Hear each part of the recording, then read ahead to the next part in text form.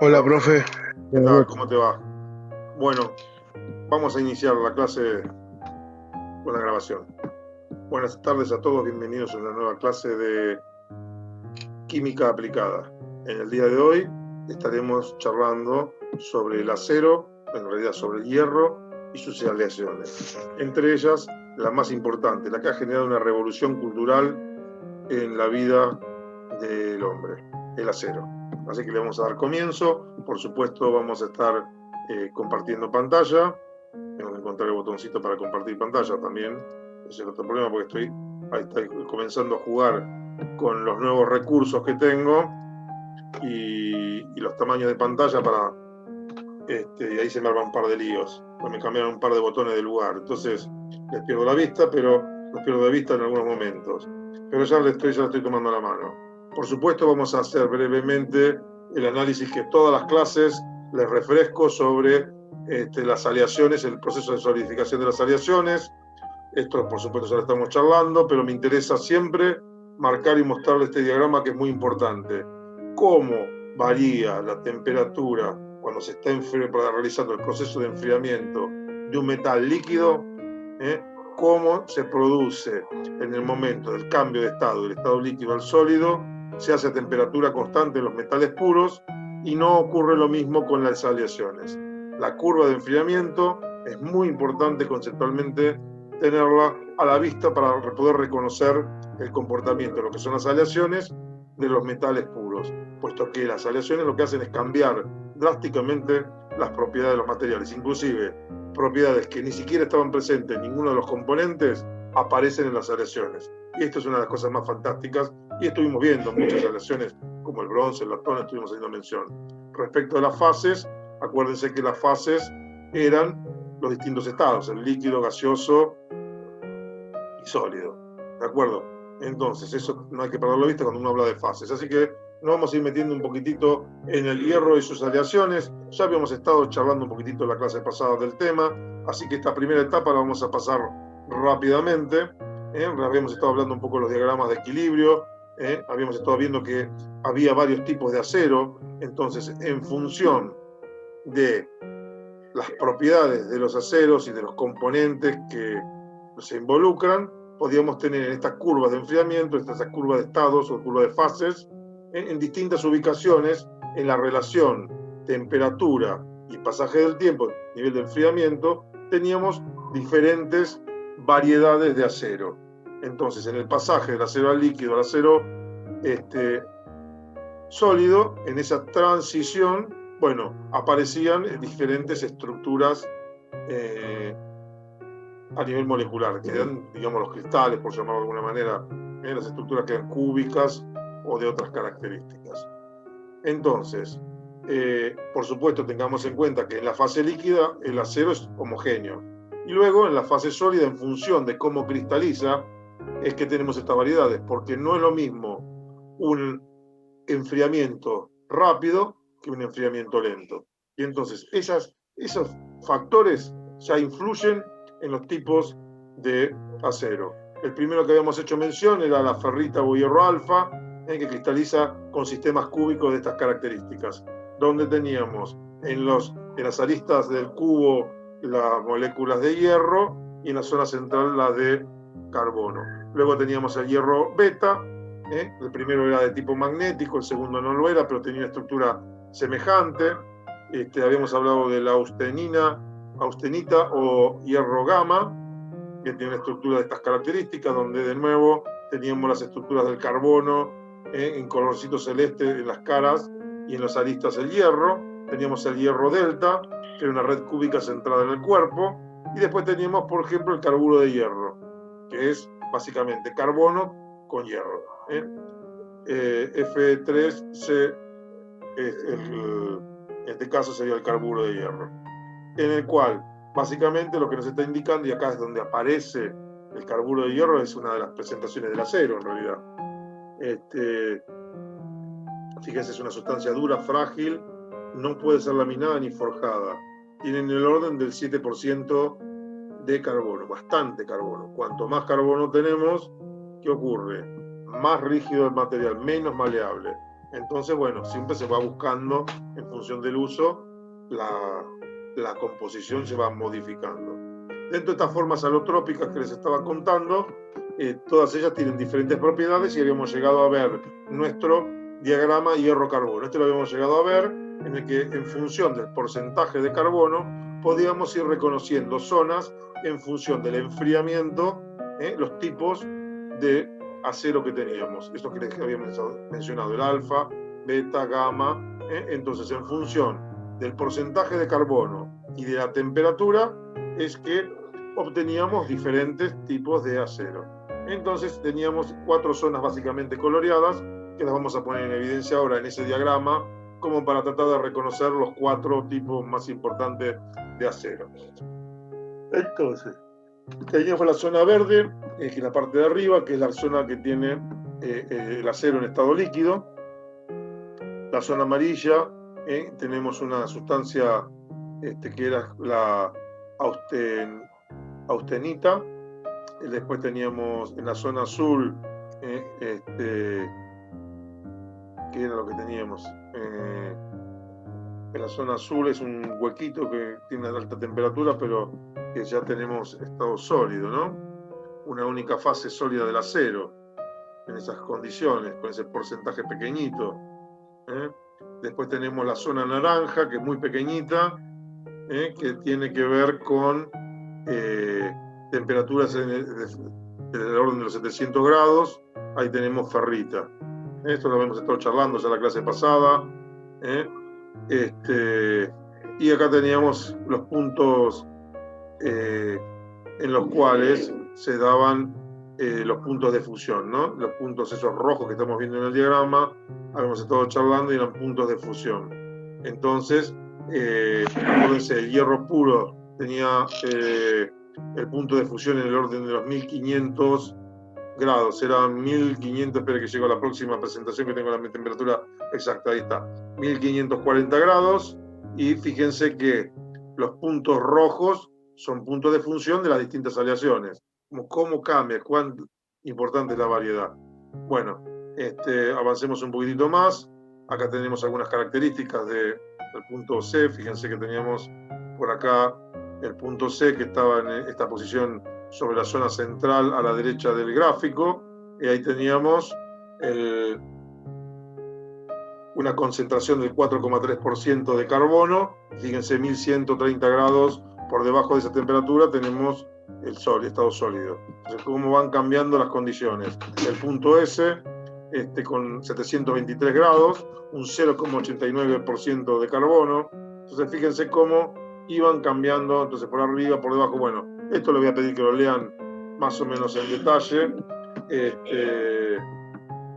Y básicamente vamos a ir a las clasificaciones más generales.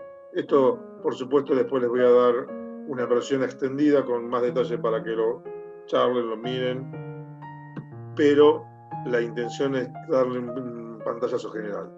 Con respecto a digamos, en función de la relación que hay entre el hierro y carbono, vamos a hablar de aceros cuando hablamos de menos del 1,76% de carbono, y en el caso de fundiciones, cuando tenemos más del 1,76% de carbono. ¿Por qué motivo? Porque las características de trabajabilidad cambian muchísimo. Según el contenido de carbono, entonces tendríamos dentro de los aceros, tendríamos los aceros hipoeuticoides, que son con contenidos de carbono inferior al 0,89%, y los hipereuticoides, que tienen más del 0,89% y hasta un 1,76%. Con respecto a las fundiciones, bueno, tendríamos más o menos el mismo esquema, en el cual tendríamos fundiciones hipoeutécticas con entre 1,76 y 4,3, y las fundiciones hipereutéuticas, en las que tenemos entre 4,3 y 6,67% de carbono.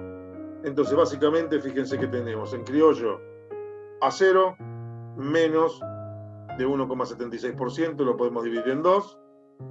Fundiciones entre 1,76 y 6,67, y en el orden del 4,3 partimos y ya estamos. La idea es tener idea de cuánto que tenemos. Y acá es donde nos quedaría un esquema de estos mismos diagramas en los que tenemos los porcentajes de carbono y los porcentajes y las temperaturas, entonces ahí tendríamos nuestro diagrama por zonas, con la ubicación de los distintos tipos de materiales, tanto los aceros como las fundiciones. Ahora vamos a charlar un poquito sobre las influencias del carbono en las propiedades mecánicas del acero, que esto sí es más interesante. Entonces, fíjense, el acero es el principal producto siderúrgico en este momento que tiene mayor producción. El 10% del acero es acero aleado y el 90% es acero al carbono. ¿De acuerdo? ¿Qué es cada uno? Vamos a tratar de sintetizarlo. El acero aleado, acá tendríamos las principales características. Fíjense que es un acero que es una aleación que tiene no solo acero y carbono, sino que tiene algunos otros elementos que conforman la aleación y que modifican sus propiedades. Entre ellos, pues tenemos un manganeso, níquel, cromo, molibdeno, vanadio, silicio. En algunas aleaciones tenemos también algunos porcentajes de aluminio, cobalto, cobre, titanio, tungsteno, zinc. Fíjense que dentro de este acero aleado tenemos muchísimas variedades. Es más, hay un video muy interesante. Bueno, tengo que tratar de encontrar la vuelta para generarlo. Yo creo que había uno de ustedes que me había mandado un link en un momento. Bueno, la semana que viene, cuando termine los cierres de notas, voy a ver si podemos generar un drive con los videos y les paso los links para que vean los videos. Vamos a ver qué se puede hacer. Pues si no, me voy a perder la posibilidad de que los revisen y los vean. No los vamos a ver en clase, pero merecen la pena que los vean, son más que interesantes. Bueno, respecto del acero al carbono, habíamos dicho que teníamos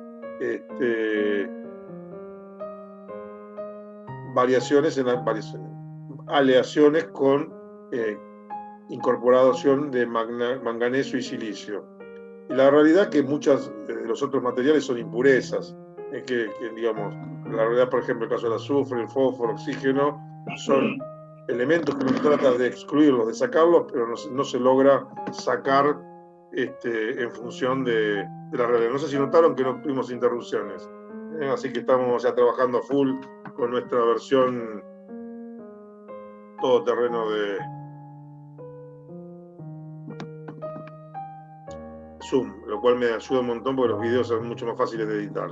Bueno, como les decía, alto contenido de carbono, dureza y resistencia a la tracción elevada, baja tenacidad y elasticidad. Bajo contenido de carbono, dureza y resistencia baja, alta tenacidad y elasticidad. Es decir, cuanto menos carbono tiene, pero es siempre un acero, es más trabajable, tiene más maleable. El hierro dulce, que se conoce como hierro dulce, el que utilizamos en el alambre de fardo, bueno, es hierro fundamentalmente, casi puro, con unos porcentajes muy, muy pequeñitos de carbono, ¿de acuerdo? Vamos a tratar de hablar un poquitito de la conformación mecánica de los productos ferrosos.